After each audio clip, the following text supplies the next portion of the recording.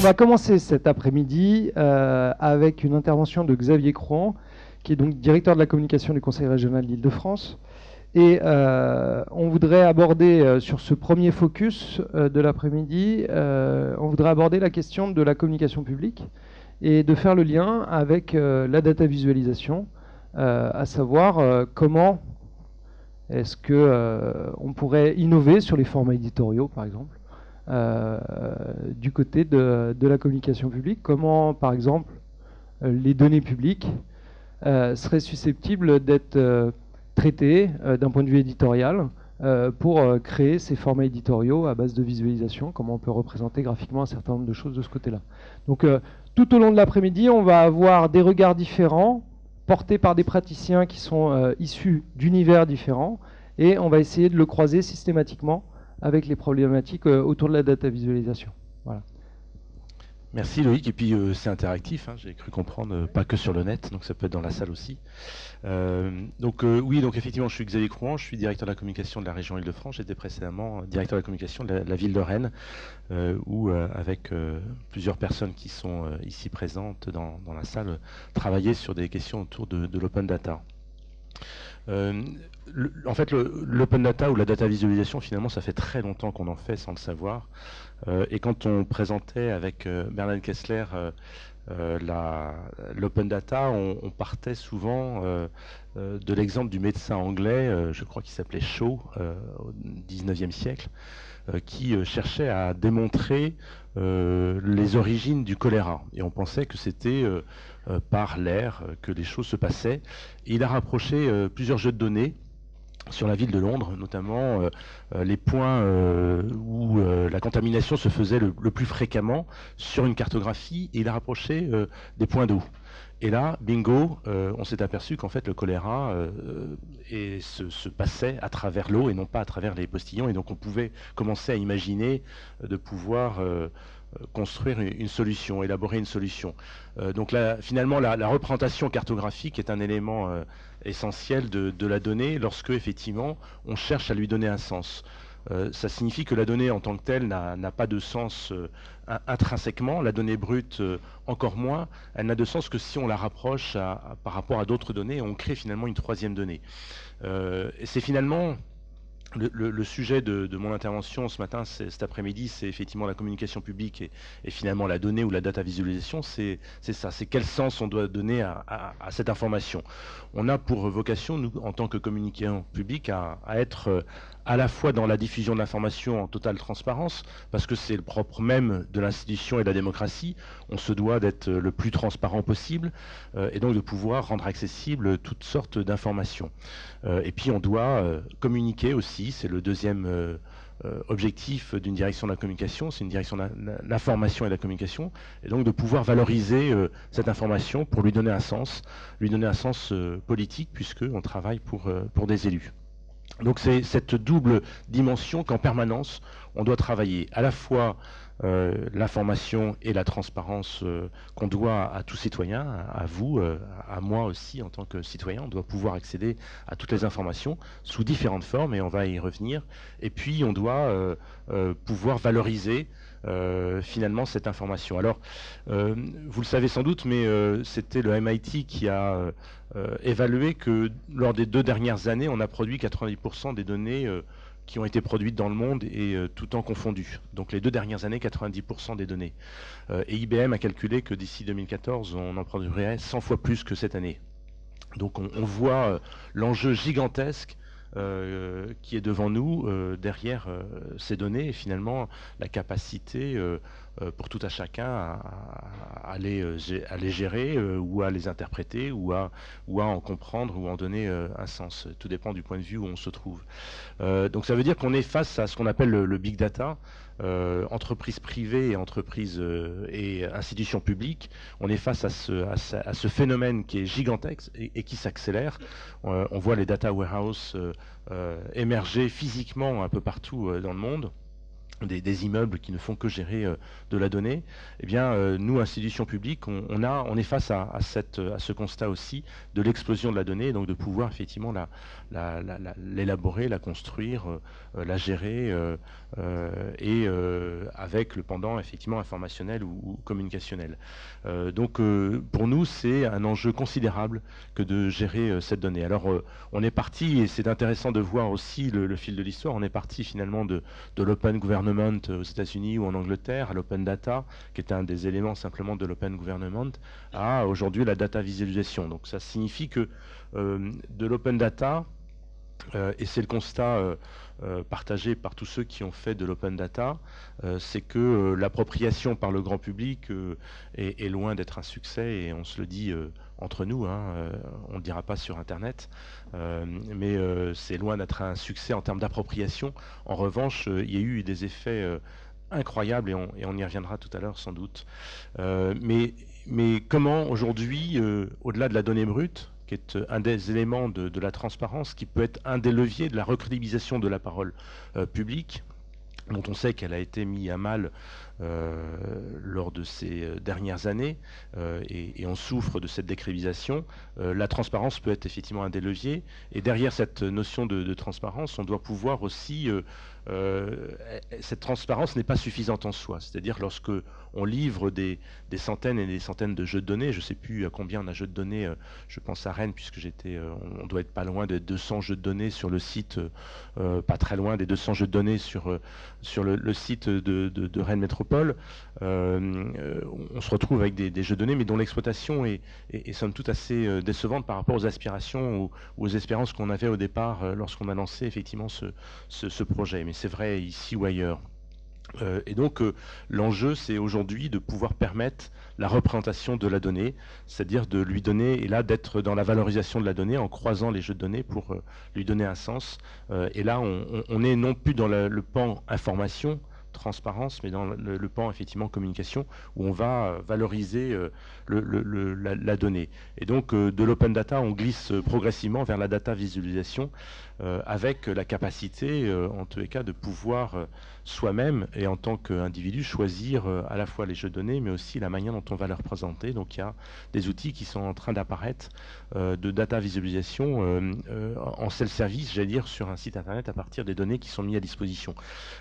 Et ça, c'est un des éléments importants où on doit donner la possibilité finalement aux citoyens de pouvoir donner à voir une représentation. Je prends l'exemple du budget. Lorsque l'ensemble du budget est mis en ligne, d'abord il était accessible dans des gros bouquins, donc on ne pouvait pas en tirer grand-chose, sauf les ultra spécialistes, et donc on l'a mis en ligne, et plusieurs collectivités territoriales ont mis en ligne les données budgétaires, mais là c'est pareil, c'est toujours un peu compliqué, au-delà de la découverte de savoir quel est le compte d'exploitation de telle ou telle piscine, rapprocher tous ces jeux de données pour en lui donner un sens, c'est pas accessible à tout le monde.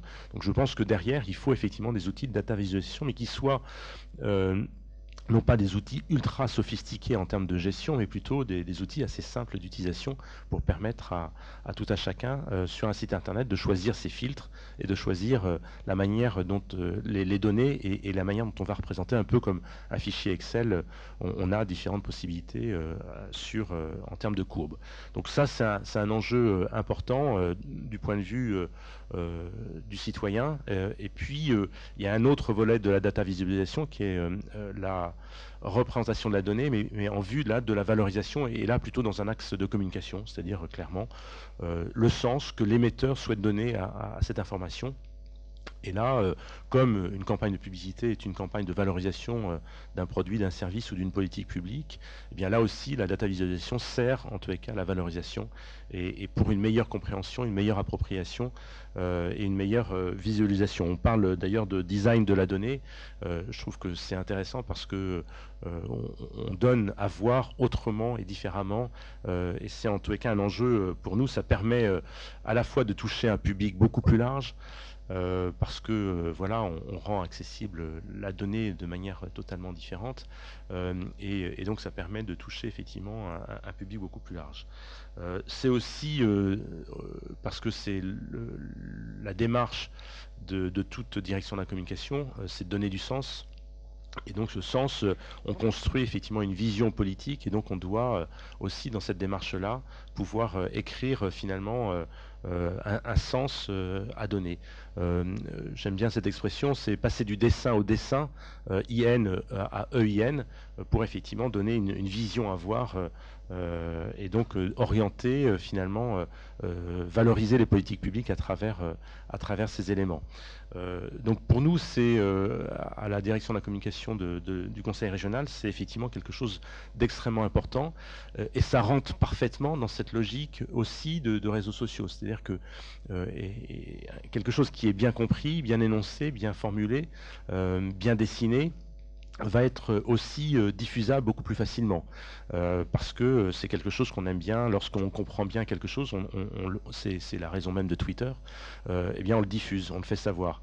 Donc pour nous, c'est aussi un outil et un moyen de la viralisation de nos données, et donc de notre communication. Donc c'est voilà un des leviers aussi qu'on ne voit pas encore totalement apparaître, mais qui commence à arriver très sérieusement. Alors, comment gérer aujourd'hui l'ensemble de ces données dans un conseil régional, mais c'est vrai dans une métropole ou une ville. Moi, je suis parti par la dimension journalistique. Je considère que c'est aux journalistes territoriaux c'est cette catégorie de personnes qui doit travailler sur la donnée. Et en ce sens, la data visualisation, au-delà de la dimension de design, c'est une dimension avant tout éditoriale, c'est-à-dire d'écriture. C'est une forme d'écriture. Et donc pour moi, j'ai confié la data visualisation à l'équipe de journalistes du Conseil régional. Considérant que c'est eux qui font effectivement le travail de synthèse, c'est eux qui font le travail de priorisation, c'est eux qui doivent effectivement travailler sur cette dimension-là. C'est une nouvelle forme de narration, c'est une nouvelle forme d'écriture, et c'est à eux que ça doit revenir pour mieux faire comprendre, mieux faire passer effectivement les messages qu'on doit faire passer, soit en termes d'information, soit en termes de communication. Donc c'est un enjeu important, parce que ça signifie que ce sont des compétences nouvelles, qui n'existent pas aujourd'hui forcément ici ou là. Donc ce sont des métiers nouveaux. Donc ça veut dire que on n'invente pas comme ça des compétences ni des métiers. Ça veut dire qu'il faut passer par des phases de formation, par des phases de sensibilisation, et ça c'est un enjeu considérable, et il faut l'avoir en tête en permanence. Je regarde, j'ai un œil sur le chrono. On va peut-être prendre des questions, parce que là on a un panorama assez large. Sur les questions de data journalisme, on l'a abordé au cours de la table ronde, plutôt du côté des rédactions, à la fois sur des intervenants externes qui pouvaient produire de la data visualisation pour le compte d'un certain nombre de rédactions, ou alors sur des compétences intégrées et des pratiques au cœur des rédactions qui commençaient à se développer. Donc je suppose qu'au sein du Conseil régional, et notamment du côté de l'équipe de journalistes au sein de la direction de la communication, c'est le même souci. Donc apparemment, il y a un choix qui est fait de dire c'est plutôt des compétences internalisées. Est-ce que voilà, donc développer une culture de la donnée auprès des journalistes, des journalistes présents au sein de la direction de la com, mais aussi peut-être faire appel à des gens à l'extérieur pour que la capacité et les compétences nécessaires puissent se diffuser ensuite et que vous puissiez agir de manière complètement autonome au sein de la direction de la com. Alors c'est toujours un mixte, on fait et on fait faire, c'est-à-dire que et on acquiert de la compétence par l'extérieur. Donc ça veut dire qu'on a déjà lancé nous une consultation. J'ai eu le rapport qui m'a été remis hier soir sur mon bureau, donc je dois choisir voilà ce week-end l'agence qu'on va retenir, donc qui va nous accompagner dans la data visualisation.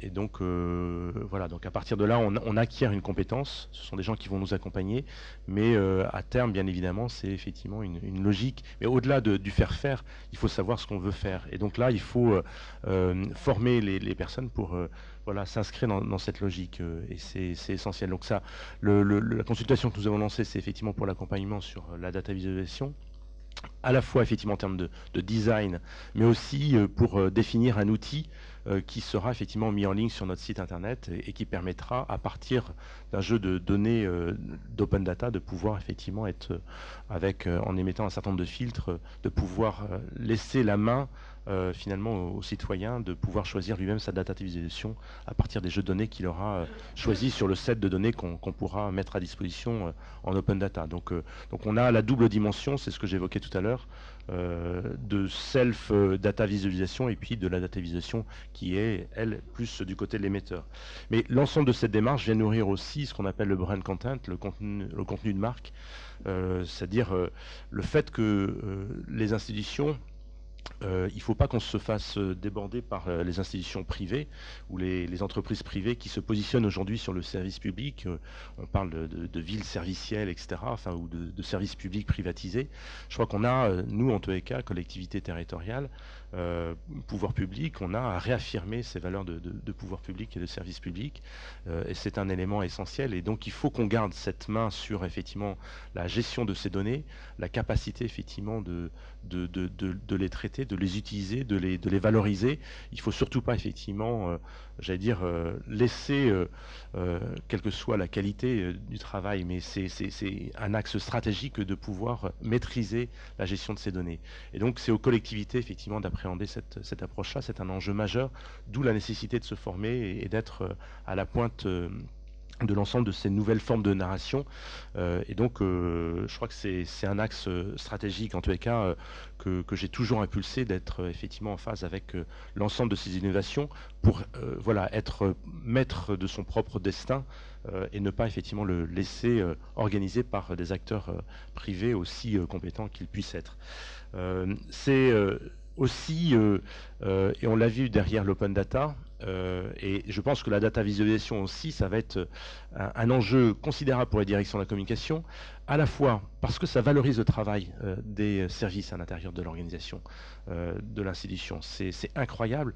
Et nous, à Rennes, on était ceux qui défendions les postes au SIG, au système d'information géographique, parce qu'on savait l'importance d'une telle base de données. On sait l'importance parce qu'on voit ce qu'on peut en faire. Donc on était effectivement ceux qui défendions ceux qui étaient un peu oubliés dans des services techniques, parce que voilà, on savait qu'il y avait des bases de données qui roulaient, qu'il n'y avait pas forcément effectivement un enjeu considérable. Or, on sait aujourd'hui l'importance des SIG dans la géolocalisation de la donnée, dans la cartographie et dans les couches d'information, tout ce qu'on peut en faire et tout ce qu'on va en faire. Donc c'est aujourd'hui gérer ces données-là, c'est valoriser les services et c'est placer la direction de la communication au cœur d'une vision stratégique effectivement de la donnée et donc de l'information et de la communication. Donc ça c'est maîtriser ça pour une direction de la communication, c'est aussi extrêmement stratégique et se trouver au cœur effectivement finalement de la donnée, donc de l'information.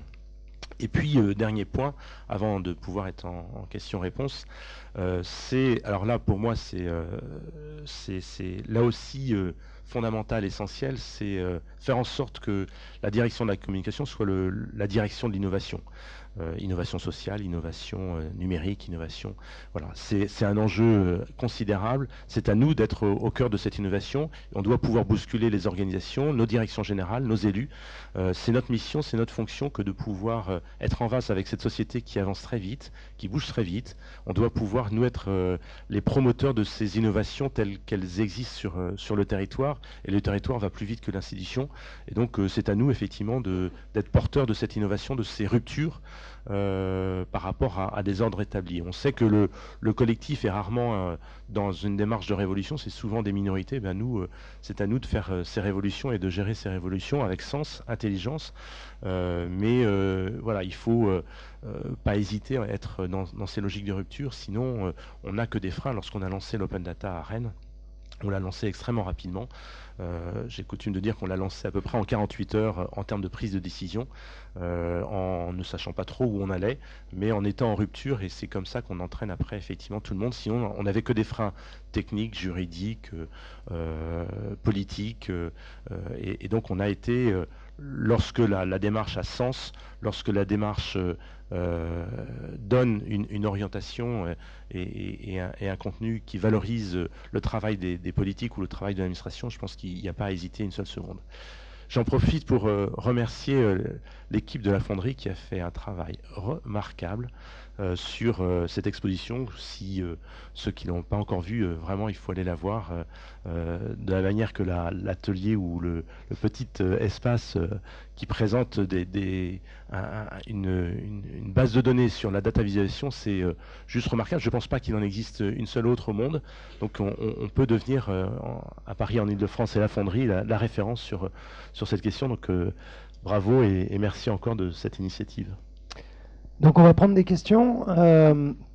Des questions peut-être. Alors, je vais donner la primeur. On va inverser cette fois-ci. Olivier, est-ce que du côté du web, il y a un certain nombre de questions qu'on pourrait faire remonter? Tu me la mets en exergue? Voilà. Donc, pouvez-vous nous parler des formations journalistes au Conseil régional d'Île-de-France? Est-ce qu'il y a de ce côté-là, tu parlais de l'appropriation d'un certain nombre de compétences au sein de l'équipe de journalistes au sein de la direction de la communication? Est-ce qu'il y a des choses engagées? Est-ce que c'est Oui, dans le cadre de l'appel d'offres qu'on a lancé pour la data visualisation, on a inclus la formation des journalistes. Donc c'est la manière dont on a passé effectivement la démarche de formation. C'est-à-dire que lorsque on retient un fournisseur, un partenaire, on lui demande aussi de nous accompagner, d'être dans le transfert de compétences. C'est vrai par exemple sur la photographie, c'est vrai sur la data visualisation, c'est vrai aussi sur d'autres formes d'écriture. Donc systématiquement, on inclut désormais avec des partenaires qui ont cette capacité, mais ils l'ont puisque ce sont les professionnels, de pouvoir transmettre une partie du savoir pour que nous, on l'acquiert et qu'on soit du coup en phase avec ce partenaire et qu'on puisse continuer d'évoluer. Donc c'est la manière dont on fonctionne de plus en plus. Et ça nous permet d'être vraiment en phase avec le partenaire qui nous accompagne et de coup de parler aussi la même langue. D'accord. Des questions à la salle? Oui.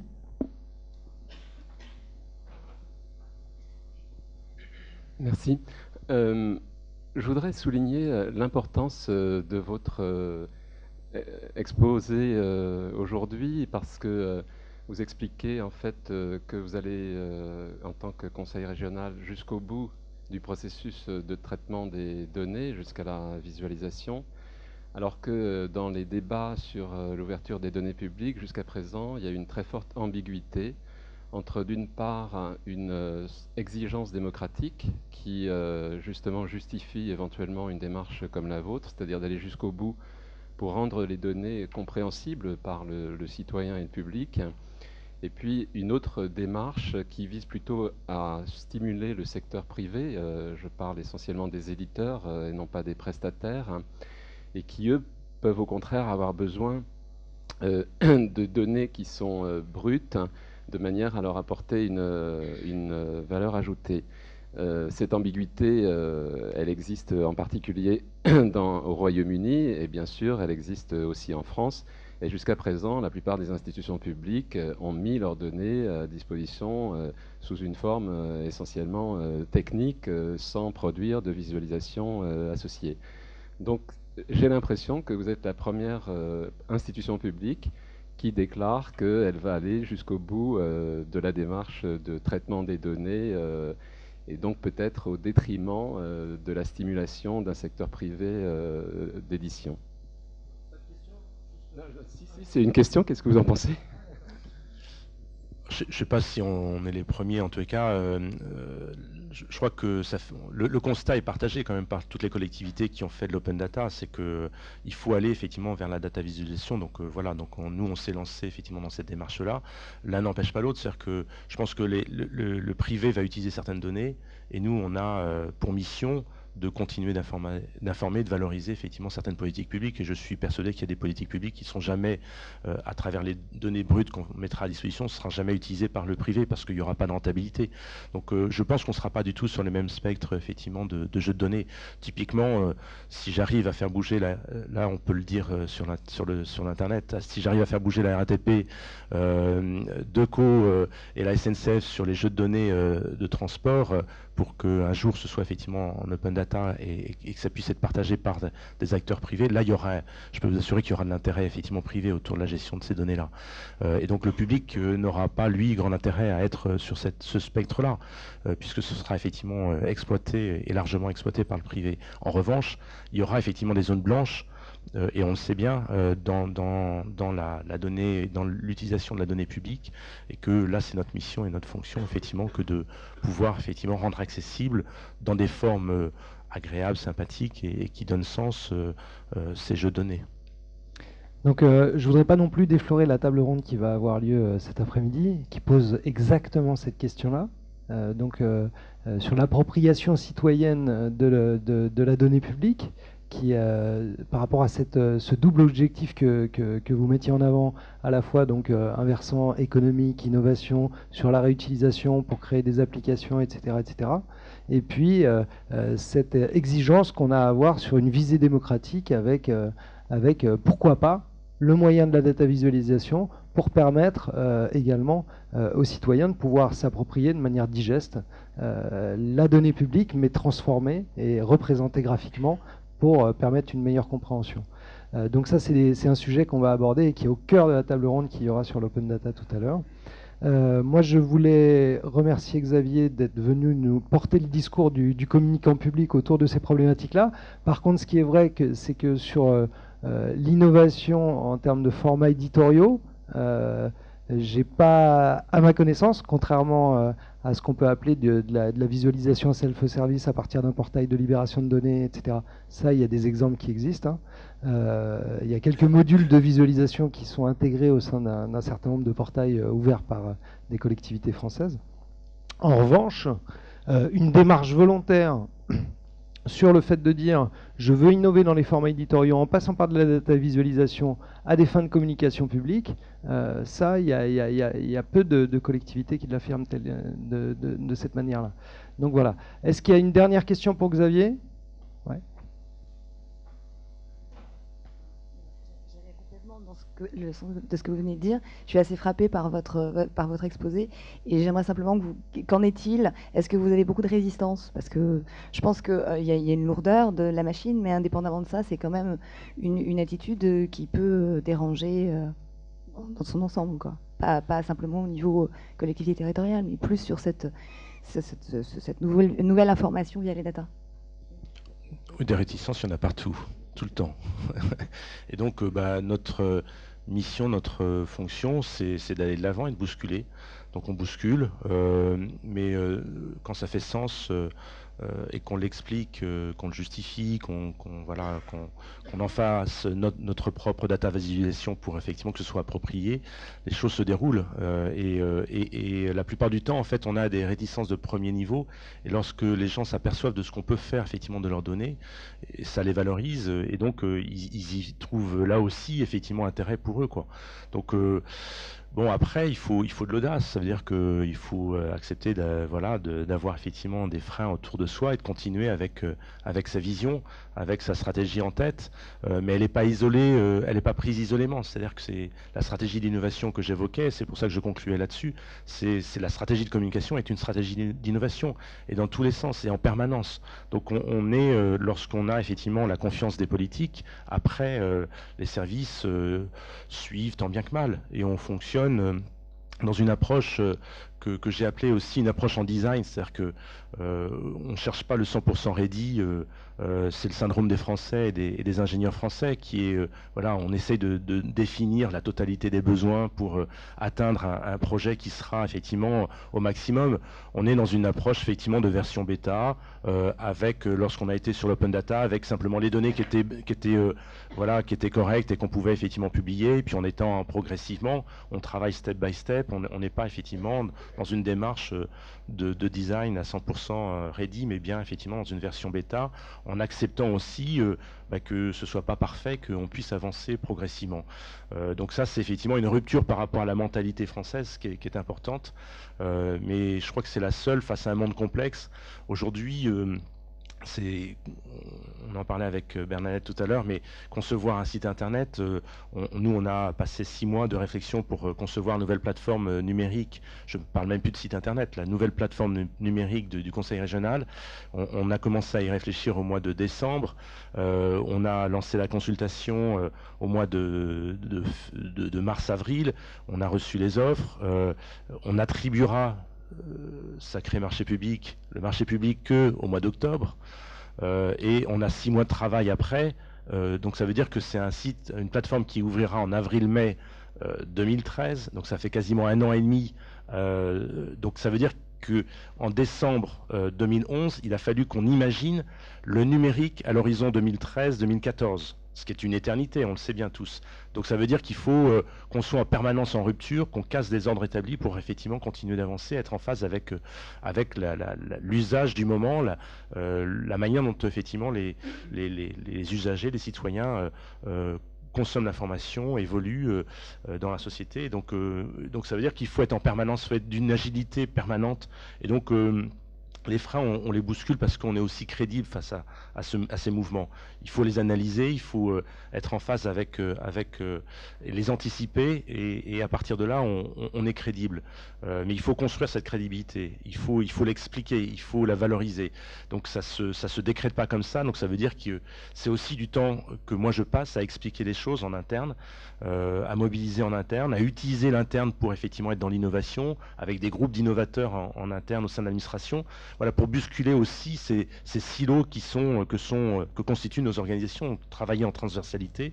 Voilà, c'est toute une démarche, et des gens comme l'Artésie ou la Fonderie maintenant, mais aussi la FING, la Fondation Internet Nouvelle Génération, ou la 27e région, sont des structures qui permettent de nous aider à penser, à réfléchir avec un peu d'anticipation. Merci beaucoup Xavier. Voilà, on va conclure là-dessus. Est-ce que la région Île-de-France va mettre en place, sur le modèle du Guardian, une sorte de data blog? Je ne sais pas si tu connais ce modèle du côté du Guardian. Non, on ne va pas répondre, mais c'est pourquoi pas un modèle d'inspiration qui peut-être pourrait produire des fruits sur l'usage de la data visualisation en matière de communication publique. On va passer au deuxième focus. Donc je vais demander, merci Xavier,